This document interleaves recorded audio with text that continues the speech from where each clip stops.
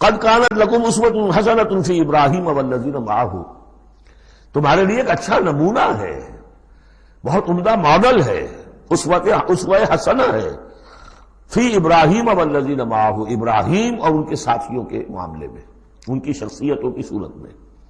اذ قالوا لقومہم، جبکہ انہوں نے کہا اپنی قوم سے، برملا کہہ دیا، انا براء منکم، ہم بری ہیں تم سے، ومما تعبدون من دون اللہ، اور جن کو بھی تم پوج رہے ہو اللہ کے سوا، ہمارا ان سے کوئی رشتہ نہیں، کوئی تعلق نہیں، ہم اعلان برات کر رہے ہیں ان سے۔ کفرنا بکم،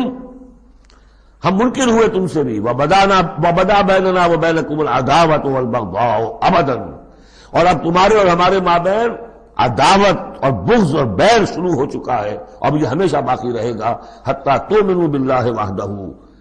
جب تک کہ تم ایمان نہ لاؤ اللہ پر توحید کے ساتھ۔ یعنی جب تک اس طرح ننگی تلوار نہ بن جائے ایک مومن،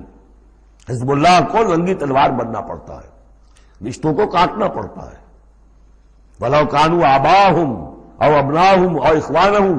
أَوْ عَشِيرَتَهُمْ، سورہ مجادلہ میں پڑھا ہے ابھی۔ تو یہ حضرت ابراہیم علیہ السلام کا معاملہ،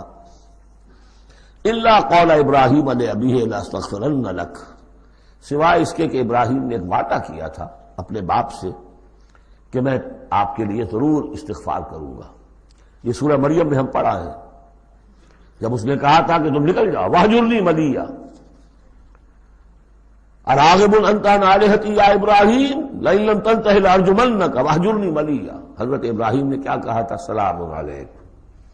ساستغفر لک ربی انہ کان بی حفیہ،